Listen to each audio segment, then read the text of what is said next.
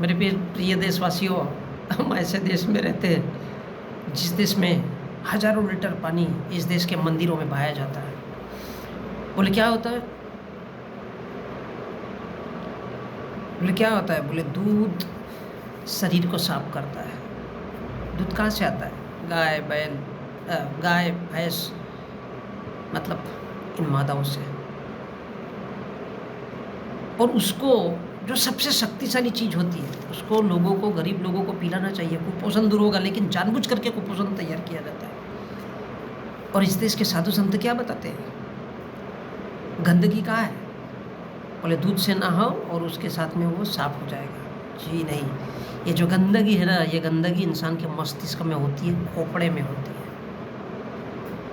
आप लाख रुपए की चीज़ खाओ, 3 घंटे के बाद बाहर होना है। अब करोड़ों रुपए की वस्तु से नहा लो, चाहे वो करोड़ों रुपए की से बनी हुई साबुन की क्यों ना हो, करोड़ों रुपए से लगा हुआ चंदन ही क्यों ना हो, खड़े पेड़ को लगा लो, कोई फर्क नहीं पड़ेगा, तब भी आपका शरीर वैसा ही रहेगा। लेकिन आपके दिलो दिमाग में अगर ये बात रहेगी कि आप स्वस्थ हैं, तो डेफिनेटली आपको 99% चांस है कि आप स्वस्थ रहोगे। ये क्या है? ये ब्राह्मणों की नीति है, जो दूध को बर्बाद किया जाता है, घी को बर्बाद किया जाता है, जो सबसे शक्तिशाली प्रोडक्ट है।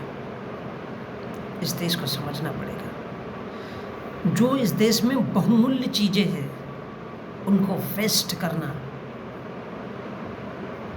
जो इस देश के लोगों को, गरीब लोगों को खाने को नहीं मिलता, उन अच्छी अच्छी चीज़ों को वेस्ट कर देना यज्ञ, हवन इत्यादि के माध्यम से, ये भारत की संस्कृति है, जिसे हम हिंदू संस्कृति कहते हैं, जिसे हम सनातन कहते हैं, जिसे हम वैदिक कहते हैं, और जिसे हम ब्राह्मणी सभ्यता कहते हैं।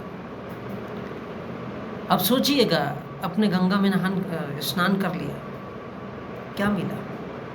वही पानी आप अपने घर में भी नहा सकते हो। अगर गंदगी वहाँ पर होगी तो यहाँ पर भी होगी, क्योंकि वो पानी है। हो सकता है कहीं छोटा मोटा कहीं साफ हो और यहाँ पर साफ ना हो, घर का पानी, तब भी आप नहा रहे हैं। ये शरीर का टेम्परेचर मेंटेन करने के लिए हम लोग नहाते हैं, अदरवाइज कोई बहुत बड़ी चीज़ नहीं है नहाना। अब बगैर नहाए भी जी सकते। नहाने का अर्थ है आप अपने शरीर के टेम्परेचर को मेंटेन करते हैं, क्योंकि आपने बचपन से हैबिट बना दिया। अब किसी बच्चे को बचपन से उधर फेंक दो, उसको नहलाओ ही मत, उसको नहाने की आवश्यकता नहीं पड़ेगी।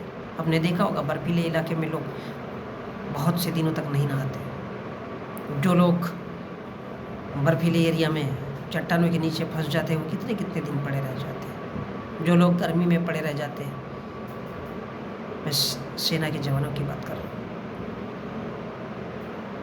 उनको कोई फर्क नहीं पड़ता है। लेकिन इस देश के साधु संत ये बताते हैं कि दूध एक ऐसा प्रोडक्ट है, इसलिए उसको इस देश के हर मंदिरों में बर्बाद किया जाता है। हजारों लाखों टन लीटर दूध वो इस देश के गरीब लोगों को खाने को नहीं देंगे, क्योंकि वो गरीब कुपोषित रहेंगे और वो बचपन से ही पैदाइशी कीड़े मकोड़े की तरह पैदा होंगे। जब उनका दिमाग काम नहीं करेगा, वो मंदबुद्धि रहेंगे, तो वो ब्राह्मण चाहे जैसा बोलेगा, वो बोलेगा तुमको पढ़ने लिखने की आवश्यकता नहीं है, तो वो बोलेंगे हाँ जी। वो बोलेगा तुमको भगवान के पीछे रहना है, बोलेगा हाँ जी। वो बोलेगा तुमको धर्म ही सीखना है, बोलेगा हाँ जी। तब तुम्हारे दिलो दिमाग से ये बात पूरी तरह से हट ही जाना चाहिए कि तुम्हें कोई कलेक्टर, IPS, IAS जैसी किसी जगह में जाना है। तुम भिखारी पैदा हुए हो, भिखारी रहना चाहिए।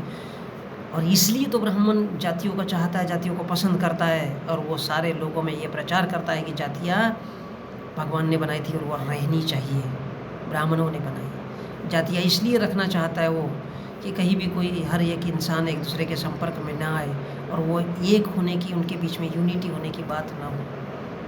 क्योंकि अगर यूनिटी हो गई तो सबसे पहला जूता या लात उस ब्राह्मण के पिछवाड़े पे मारेगा। ये फैक्ट है। जब भी कोई इस देश का इंसान जागृत होगा या समझने की कोशिश करेगा, पढ़ा लिखा होगा, तो सबसे पहले वो ब्राह्मण के पिछवाड़े पे जूता मारेगा कि भैया बता, ये भगवान कहाँ से आया, बता ये धर्म कहाँ से आया है, क्यों हमको बेवकूफ़ बनाता है। हज़ारों लीटर दूध, है ना। लोग इस देश के बड़े बड़े साधु संत प्रचार करते हैं कि भाई दूध के नहाने से चमड़ी साफ होती है। शरीर में बीमारी होने का रीज़न वो नहीं है। शरीर को साफ सुथरा रखो, कपड़े हैं फटे हो सकते हैं, लेकिन साफ सुथरे होने चाहिए। और उसके लिए आप ये कहोगे कि दूध से आपका शरीर नहलाना है, तो आप बहुमूल्य चीज़ को वेस्ट कर रहे हो, नष्ट कर रहे हो। वो पीने की चीज़ है। जिस प्रकार माँ का दूध मिलता है और हम उसी के साथ में हमारा पोषण होता है, उसी प्रकार वो गाय हो या भैंस हो, उनका दूध भी उतना ही शक्तिशाली होता है जैसे हमारा माँ का दूध होता है। इसलिए उस दूध को गंदी नालियों में बहा देना, मंदिरों में डालने के बाद क्या होता है, वो गंदी नाली में बहता है, उसको वेस्ट कर दिया जाता है, लेकिन किसी को पीने के लिए नहीं। क्या मूर्तियों को नहलाने से क्या उनका पुनर्जन्म होता है? क्या वो साफ सुथरी होती है? जी नहीं। लोगों को सिर्फ शो करने के लिए कि भगवान भी नहाते हैं। बेवकूफ़ी से बढ़कर और क्या बड़ी बेवकूफ़ी कर सकती है वो भारत का साधु संत से बढ़कर कौन जान सकता है। कभी मोहन भागवत जी को पूछिए, इस देश के साधु संतों से जाकर के पूछिए कि दूध क्यों बहाया जाता है, तो वो बोलेगा कि भाई इस देश के लोगों को अनपढ़ रखना है, तुमको क्या पड़ी है, क्यों गरीबों में दूध बांटा जाए।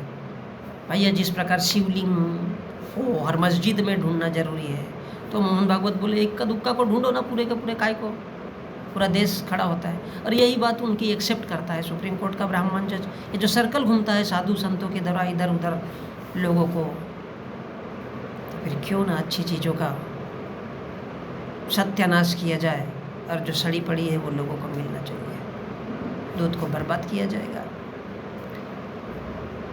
तो हम ऐसे और बहुत खूबसूरत देश में रहते हैं। और बुद्ध ने कहा कि सारा खेल है बीमारी से लेकर के हर एक चीज़ का।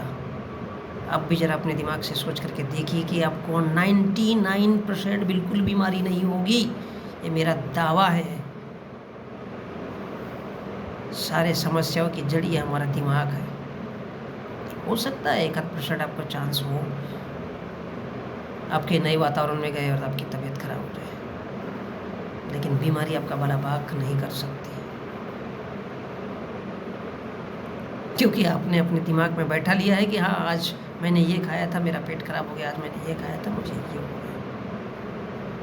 99% बचे रहोगे। ठीक उसी प्रकार जिस प्रकार इस देश में बहुमूल्य चीज़ दूध को बताया जाता है कि उसके नहाने से इंसान शुद्ध और पवित्र होता है और बीमारी चली जाती है। जी नहीं, उससे कुछ नहीं होता है। दूध को नहाने से क्या होगा, वो वेस्ट हो जाएगा, वो किसी के पेट में जाना चाहिए।